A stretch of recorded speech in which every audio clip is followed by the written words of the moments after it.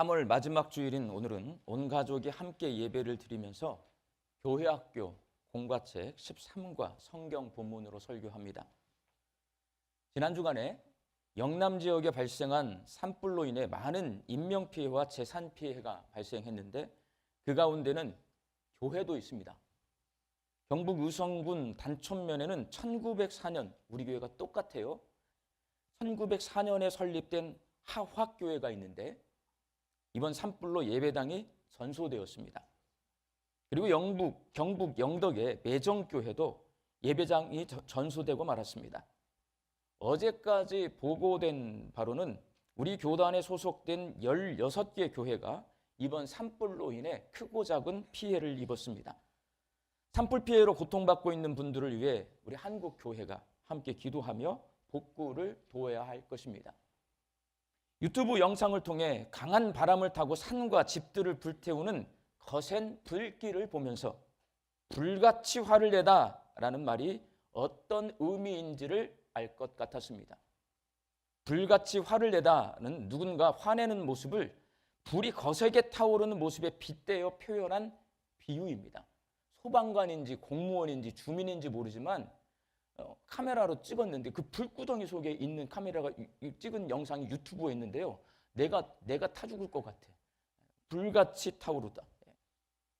예수님은 사람들이 쉽게 이해하고 오래 기억할 수 있도록 자주 비유로 말씀하셨는데 오늘 본문 말씀인 누가복음 15장에는 예수님께서 말씀하신 잃은 양 비유, 잃은 드라크마 비유, 잃은 아들 비유, 이렇게 세 가지 잃어버린 것들에 관한 비유가 기록되어 있습니다.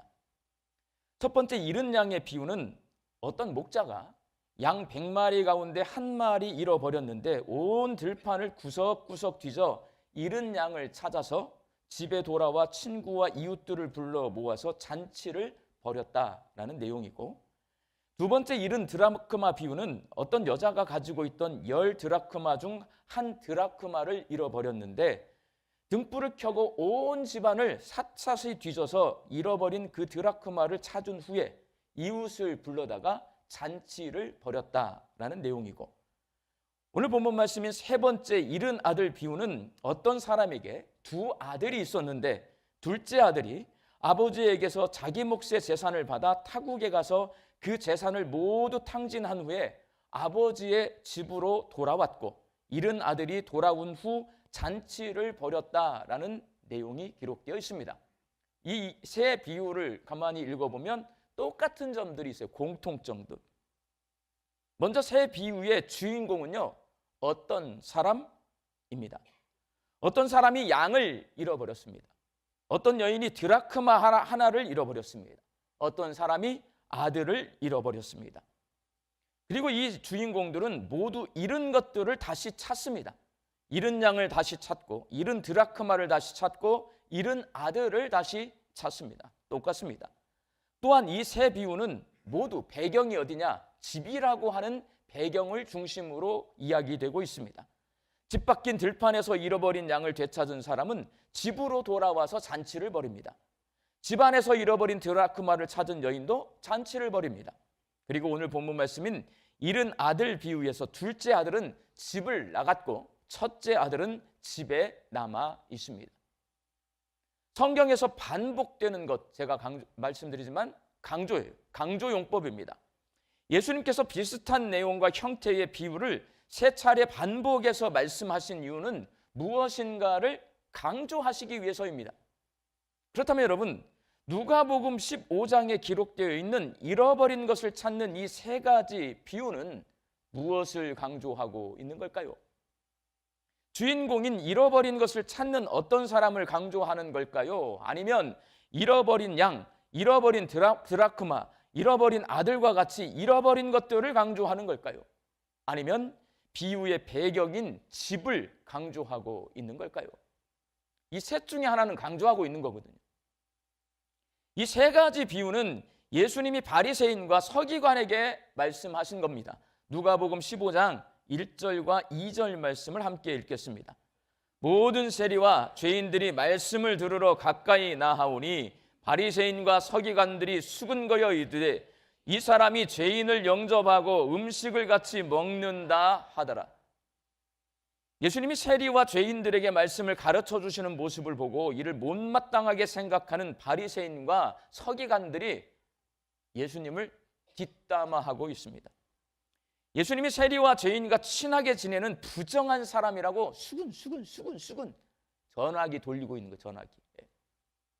이를 본 예수님께서 자신에 대해 부정적인 말을 하는 바리새인과 서기관에게 세 가지 비유를 말씀하셨는데, 이 비유들은 잃은 것을 찾는 어떤 사람에 대한 말씀을 하신 걸까? 아니면 잃은 것에 대해 말씀을 하신 것까? 아니면 집에 대해 말씀을 하신 걸까?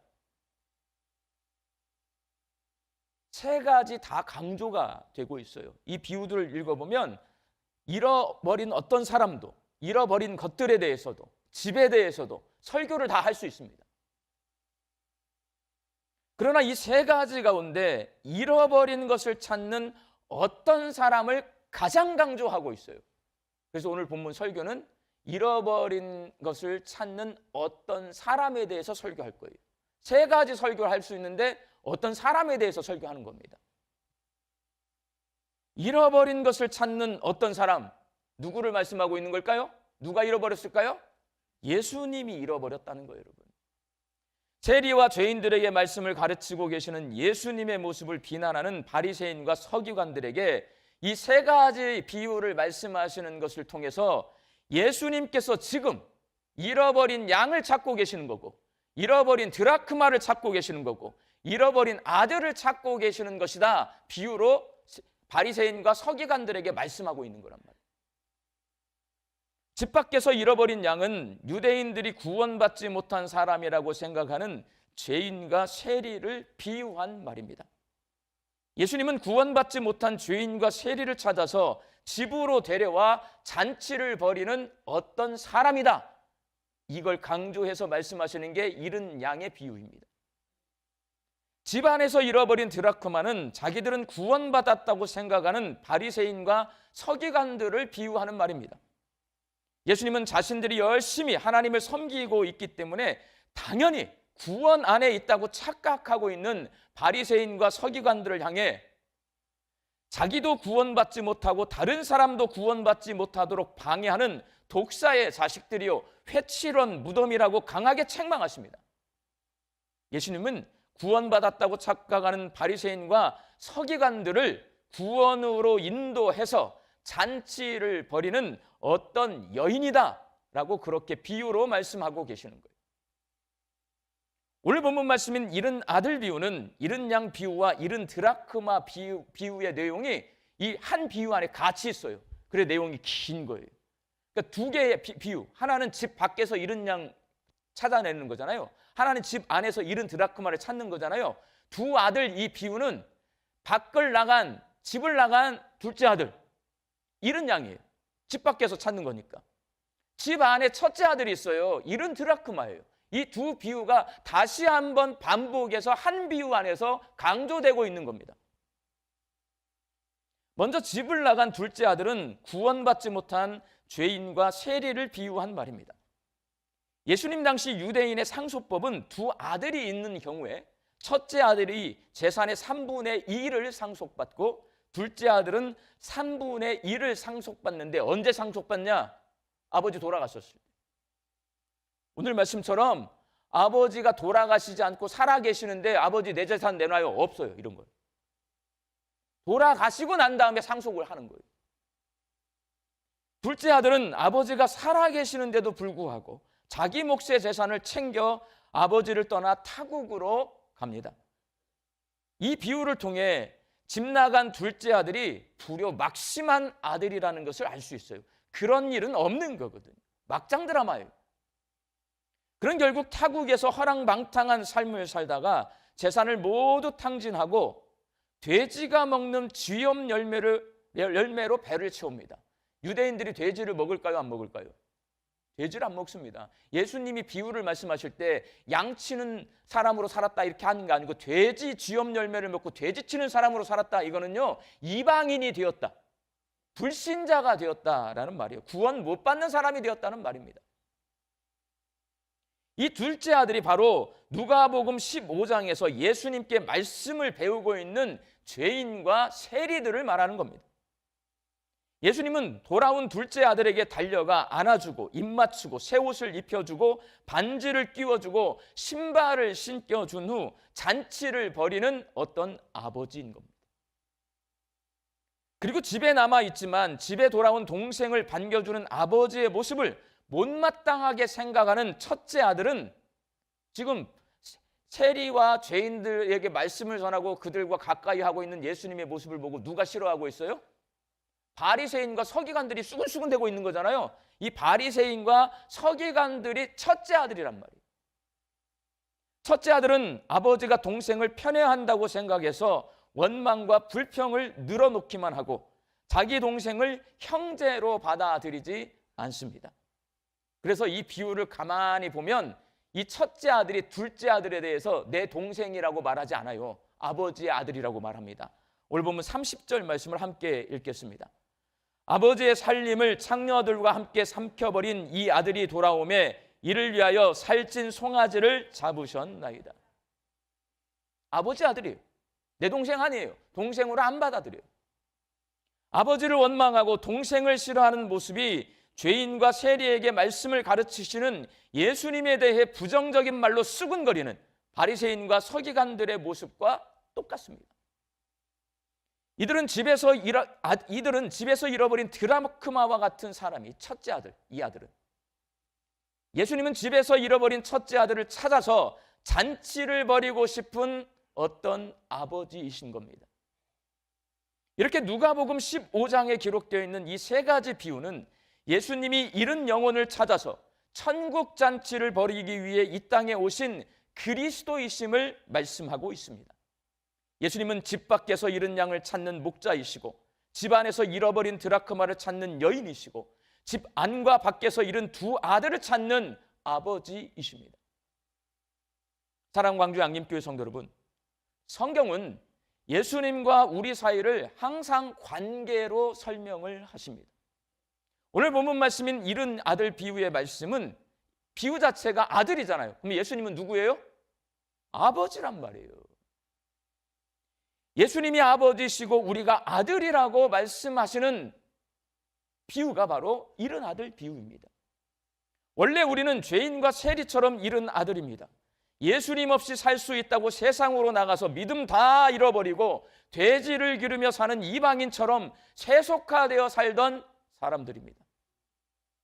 죄인인 아들이 할 수 있는 일은 아버지께로 다시 돌아가는 일이에요. 예수님이 비유를 통해서 말씀해 주시는 거예요. 둘째 아들 나가서 돼지 지업 열매 맺고 돼지 치는 사람 이방인처럼 죄인으로 살았어요. 그 아들이 어떻게 해요? 아버지한테 다시 돌아오는 거예요. 죄인이었던 우리는 어떻게 하는 거냐? 아버지 예수님께로 돌아가는 겁니다, 여러분. 근데 여러분 염치가 없어 사람이. 불효 막심하게 그 당시 있을 수 없는 일. 아버지 내 몫의 재산 내놔요. 아버지 돌아가시지도 않았는데 이걸 요구했단 말이에요. 근데 그 재산을 가지고 나서 잘 살면 되는데 하렁방탕한 삶을 살다가 재산 다 잃어버렸어요. 그러니 염치가 없어서 내가 어떻게 집에 돌아가지라고 걱정할까 봐 예수님은 잃은 아들 비유를 말씀하셨고 누가복음에 그 비유가 기록되어 있는 겁니다. 돌아오면 예수님께서 달려나와서 두 팔 벌려 품에 안아주시고 입을 맞춰주시고 환영해 주십니다. 제일 좋은 옷으로 입혀주시고 새 반지를 끼워주시고 새 신을 신겨주신 후 잔치를 열어주십니다. 나는 예수님의 종이라도 되었으면 좋겠는데 예수님은 특별한 존재인 아들로 자녀로 우리를 받아주십니다. 그러니 그것이 얼마나 황송하고 감사한 일입니까? 여러분 이 일이 저와 여러분에게 일어난 일임을 믿습니까?